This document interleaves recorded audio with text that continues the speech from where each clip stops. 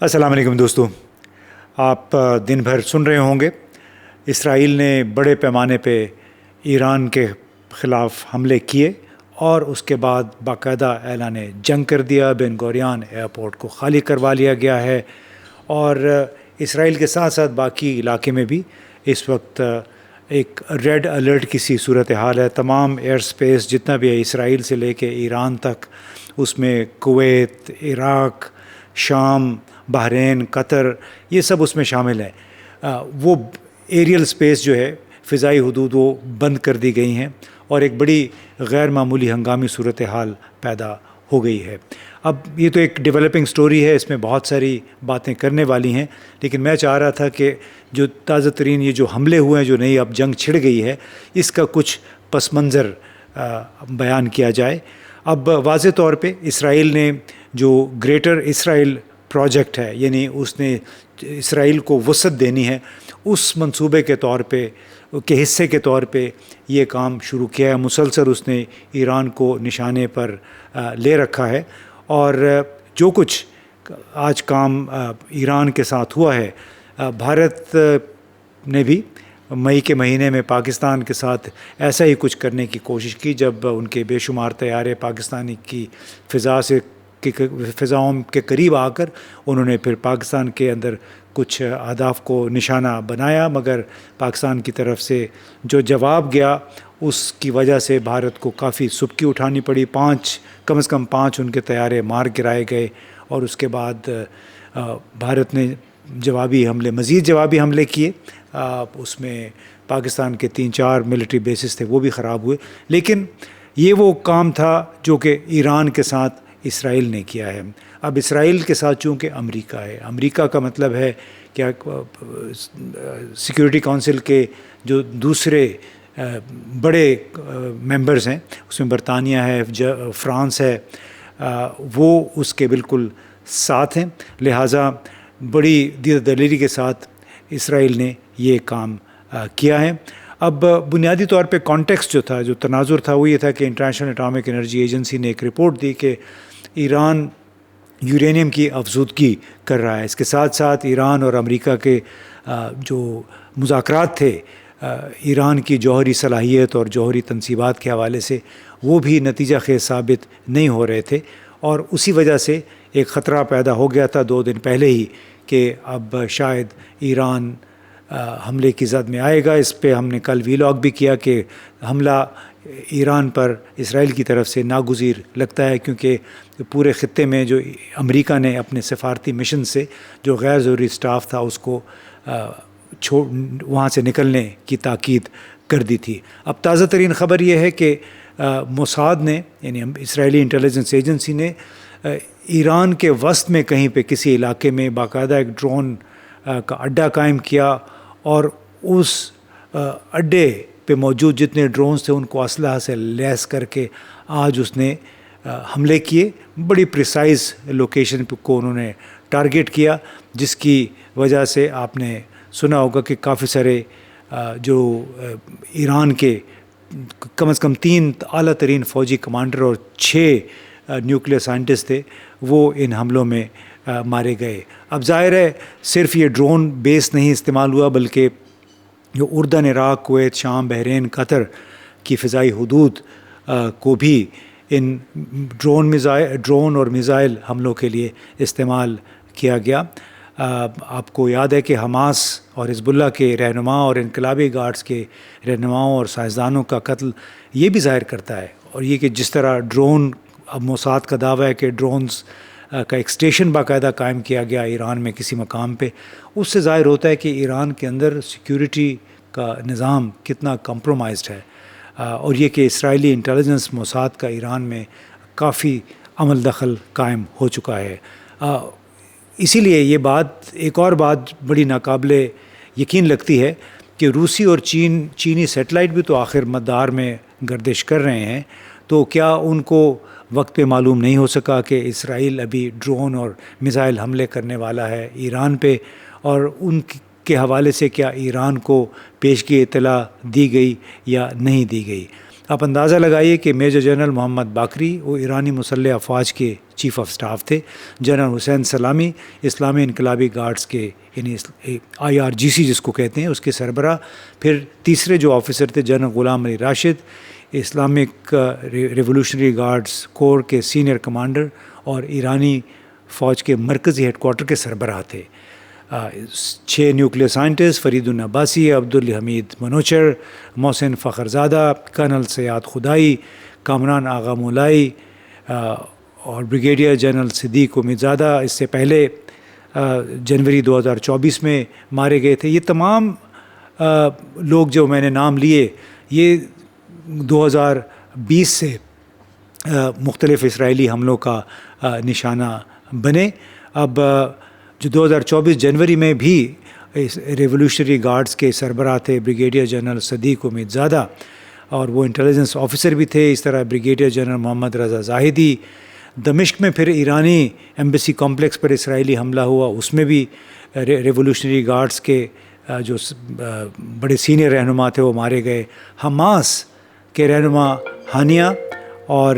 حزب اللہ کے سربراہ جو حسن نصر اللہ تھے وہ بھی اسرائیلی حملوں میں مارے گئے، بلکہ اسماعیل ہانیہ تو تہران میں ٹھہرے ہوئے تھے۔ 31 جولائی 2024 کو وہ اسرائیل کے براہ راست ایک ڈرون حملے کا یا میزائل حملے کا نشانہ بنے۔ حسن نصر اللہ 27 ستمبر 2024 کو بیروت میں حزب اللہ کے ہیڈ کوارٹر میں اسرائیلی فضائی حملے میں مارا گیا۔ اب اس تمام معاملے میں جو عرب ریاستیں ہیں، متحدہ عرب امارات، کویت، اردن، قطر، بحرین، یہ کوئی لگتا ہے کہ جب سے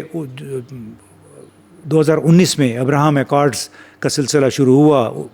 ڈونلڈ ٹرمپ کی پہلی صدارت کے دوران، اس وقت سے لے کے اب تک یہ خاموش تماشائی کے طور پہ دیکھ رہے ہیں۔ اور جو بھی ان ملکوں میں باقاعدہ امریکی فوجی تنصیبات سہولتیں موجود ہیں۔ کونسل آن فارن ریلیشنز کے مطابق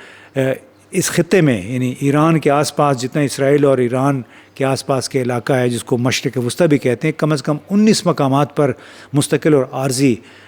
فوجی اڈے قائم ہیں امریکہ کے۔ ان میں سے 8 مستقل اڈے ہیں جو بحرین، مصر، عراق، اردن، کویت، قطر، سعودی عرب اور متحدہ عرب امارات میں ہیں، اور باقی دوسرے آس پاس کے چھوٹے ممالک میں ہیں جو کہ عارضی اڈے جن کو کہا جاتا ہے۔ اب بنیادی طور پہ اس کی وجہ کیا ہے؟ اس کی وجہ ہے اینٹی چائنا، اینٹی روس اور اینٹی ایران ایجنڈا ہے امریکہ کا، اور اسرائیل ظاہر ہے اس میں ایک بنیادی چین کی بنیادی لنک کی حیثیت رکھتا ہے۔ امریکہ اپنے چین، روس اور ایران مخالف ایجنڈے کو فروغ دینے کے لیے ایک طرف بھارت اور دوسری طرف اسرائیل کو استعمال کر رہا ہے۔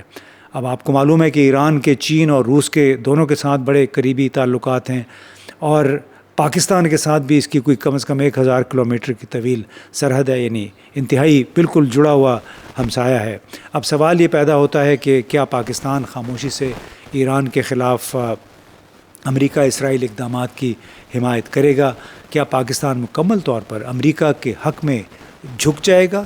یہ ایک بڑا سوال ہے، جس کا مطلب یہ ہوگا کہ بین الاقوامی سطح پر ایران کی حمایت نہیں کی جائے گی، یعنی خاموشی سے آپ بین الاقوامی سطح پہ ایران کی کھلم کھلا حمایت نہ کریں اور نہ ہی کھلم کھلا مذمت کریں اور ایسے کوئی اقدامات لیں جس سے آپ کی وہ جو مذمت ہے یا اسرائیل کی مخالفت ہے وہ ظاہر ہو۔ اب ایران، چین اور روس کی مخالفت کا ایک انسٹرومنٹ جو ہے وہ برکس آرگنائزیشن ہے، جس کا مطلب ہے کہ برازیل، رشیا، انڈیا، چائنا اور ساؤتھ افریقہ۔ تو یہ لگتا ہے کہ پورا جو خطہ ہے جس کو اب اسرائیل بنیادی طور پہ وہاں کے بدماش کا کردار ادا کر رہا ہے، وہ برکس کو بے اثر کرنے کے لیے ایک منظم کوشش کا حصہ معلوم ہوتا ہے۔ اب چونکہ برکس میں بھارت واحد ملک ہے جس کے اسٹریٹجک تعلقات ہیں امریکہ کے ساتھ اور اسرائیل کے ساتھ بھی، تو اب اسی لیے بار بار تجزیہ کار یہ بھی سوال اٹھاتے ہیں کہ ان حالات میں چین کی سربراہی میں قائم شدہ تنظیم برکس کیوں کامیاب ہوگی، کیونکہ اس کو تو ڈونلڈ ٹرمپ نے بھی کہا ہوا ہے کہ یہ براہ راست ڈالر کی قیمت میں کمی، کی قدر میں کمی اور ڈالر کی بنیاد پہ ہونے والی بین الاقوامی تجارت میں کو کم کرنے کا ایک ذریعہ بن سکتی ہے یہ تنظیم، اس لیے وہ اس کو کامیاب نہیں ہونے دیں گے۔ اس خدشے کا اظہار ڈونلڈ ٹرمپ کئی مرتبہ کر چکے ہیں۔ پھر اس میں ڈونلڈ ٹرمپ نے یہ بھی بیان دیا ہے تازہ ترین کہ ضرورت پڑی تو اسرائیل کا ساتھ دیں گے ایران کے ساتھ اس کے تنازع میں، اور اگر ایران نے جوابی کارروائی کی تو پھر کھلم کھلا امریکہ اسرائیل کا ساتھ دے گا۔ اب یہ ایک ایسی گیم ہے جس کو گریٹر اسرائیل کہتے ہیں، اور اسرائیل کا اثر و رسوخ کو بڑھانا کہ عراق، لیبیا اور یمن جیسے ممالک تو پہلے ہی بے اثر ہو چکے ہیں، ان کو لنگڑا لولا کر دیا گیا ہے گزشتہ چند برسوں کے دوران۔ اب عراق میں بھی وہاں سے امریکی افواج کے نکلنے کے بعد جو شیعہ اکثریتی ملک ہے، آپ کو یہ بتاتے چلیں تو وہاں کی حکومت بھی ایران کے قریب ہو گئی تھی۔ تو اس طرح ایران کو مکمل طور پہ اب کارنر کرنے کی، مکمل طور پہ تنہا کرنے کی ایک بھرپور کوشش ہے۔ اب اس کے پاکستان پر کیا اثرات ہوں گے؟ کیا پاکستان کے فوج کے سربراہ اب اس وقت ایک ایسے ملک کا دورہ کرنا چاہیں گے جو اسرائیل کے حملے کی مکمل حمایت کر رہا ہے، اور یعنی امریکہ کے دورے پہ وہ جانے والے ہیں، اور پاکستان اس ایران کا انتہائی قریبی پڑوسی ملک ہے؟ تو کیا اب پاکستان ایران پر تعلقات پر امریکی قیادت میں جو اسرائیل حملے کر رہا ہے اس کا کیا اثر بنے گا؟ کیونکہ اگر پاکستان نے براہ راست کوئی مذمت نہ کی تو اس سے تو یہ سمجھا جائے گا کہ پاکستان اسرائیل اور امریکہ کا ساتھ دے رہا ہے امریکہ کی خوشنودی کے لیے۔ اب اس کے پاکستان پہ مزید کیا اثرات ہو سکتے ہیں؟ پاکستان پہ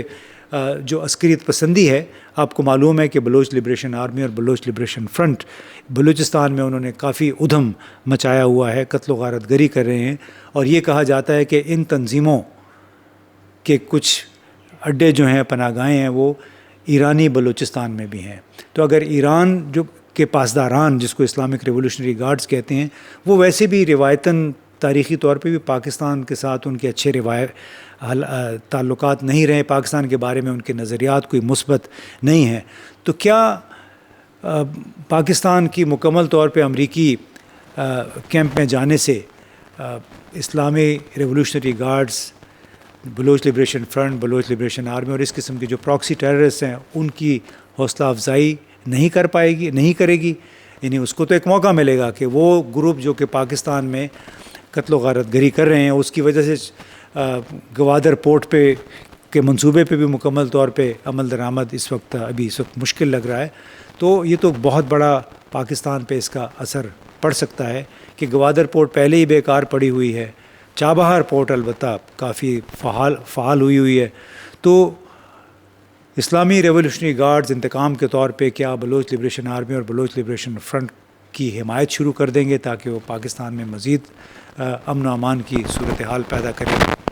اب دوسری طرف دیکھیں تو جو جتنے عرب ممالک ہیں وہ بھی امریکی ایجنڈے کے بالواسطہ طور پہ حامی ہیں، یعنی سعودی عرب، قطر اور متحدہ عرب امارات کی جانب سے مئی میں جس طرح ٹرمپ کا استقبال کیا گیا، اس کے دورے کے دوران کوئی 2000 ارب ڈالر سے زیادہ کے سودے اور میمورینڈم آف انڈرسٹینڈنگ اور ڈیلز آفر کی گئیں ڈونلڈ ٹرمپ کو، تو اس سے لگتا ہے کہ وہ بھی خاموشی سے کوشش کر رہے ہیں ڈونلڈ ٹرمپ کو خوش کرنے کی، اسرائیل کو ناراض نہ کرنے کی۔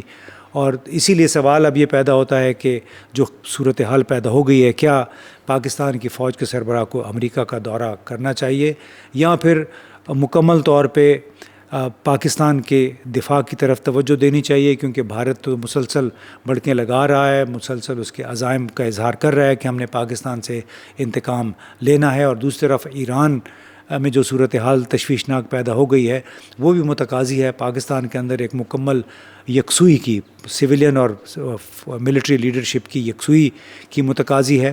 اور کیونکہ پاکستان کو ایک لحاظ سے دوہرے محاذ کا سامنا ہے، ایک طرف ایران کے اندر جو اب خلفشار شروع ہو گئی ہے، دوسری طرف بھارت کی طرف سے گدڑ بھپکیاں ہیں، دھمکیاں ہیں، تو بہت زیادہ یکسوئی میرا خیال ہے پاکستان کی فوجی اور سول قیادت کو ضرورت ہے، اور اس کے ساتھ ساتھ پاکستان پہ اس کے بڑے گھمبیر اثرات پڑ سکتے ہیں اگر یہ جنگ زیادہ عرصہ جاری رہے گی، کیونکہ اس میں تیل کی قیمتیں بڑھیں گی، اس میں عدم استحکام کا احساس بڑھے گا، اور پھر جو ہم نے تازہ ترین جو بجٹ پیش کیا ہے اس کے اعداد و شمار بھی بالکل بقول شیر افضل مروت کے بڑھ جائیں گے. بہت بہت شکریہ.